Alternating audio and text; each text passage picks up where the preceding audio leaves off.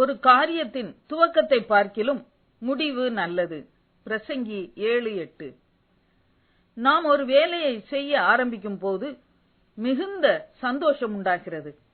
ஆகிலும் அந்த வேலையை செய்து கொண்டிருக்கும் போது சோர்வும் பலவீனமும் குறைவுகளும் ஏற்படுவதினால் நம்பிக்கையை இழந்து இந்த வேலை சீக்கிரமாக முடிந்து விடாதா, அல்லது இது நம்மால் செய்ய முடியுமா முடியாதா என தவிக்கிறோம்.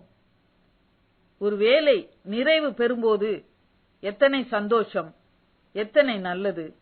ஆகவேதான் ஒரு காரியத்தின் துவக்கத்தை பார்க்கிலும் முடிவு நல்லது என பிரசங்கி கூறுகிறார்.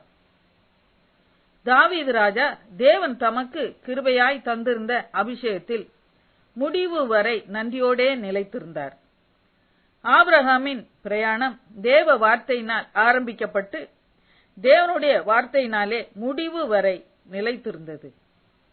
யோபு தன் உபத்திரவத்தில் தன் உத்தமத்தில் பொறுமையோட நிலைத்திருந்து கர்த்தருடைய இரக்கத்தினால் இழந்து போனவற்றை இரட்டத்தனையாய் பெற்றுக்கொண்டார்.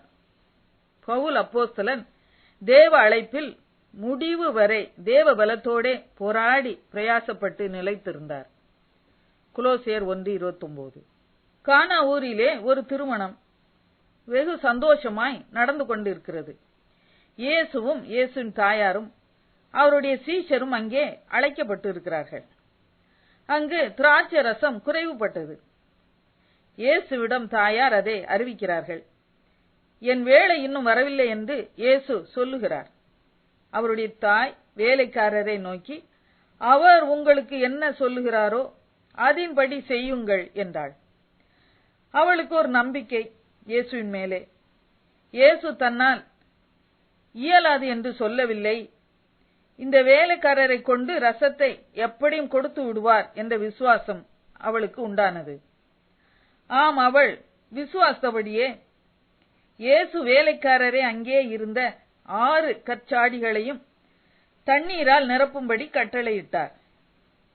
மொண்டு பரிமாறும்படியும் சொன்னார். வேலைக்காரர் இயேசுவின் வார்த்தைக்கு கட்டளைக்கு கீழ்ப்படிந்தபடியால் முந்தின ரசத்தை பார்க்கிலும் இயேசு கொடுத்த பிந்தின ரசம் நல்ல ரசமாக ருசி மிகுந்ததாக இருந்தது.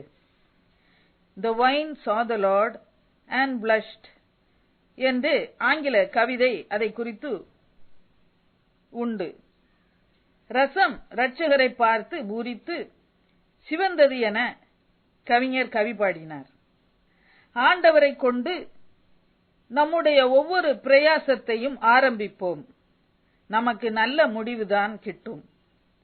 சின்ன காரியமானாலும் பெரிய காரியமானாலும் கர்த்தரை கொண்டே துவங்கி செய்வோம் என்றால் கர்த்தர் அதை நமக்கு பூரணப்படுத்தி கொடுப்பார்.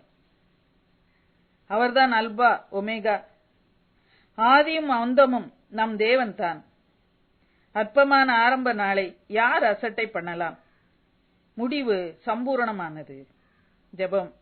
பரலோக பிதாவே, நீர் பூரணர், எல்லாவற்றையும் பூரணப்படுத்துகிறவர், பூரணத்தை விரும்புகிறவர். என் பிரயாசங்களை பூரணப்படுத்தி என் ஆவி ஆத்மா சரீரத்திலே என்னை ஆசீர்வதியும். ஆமேன்.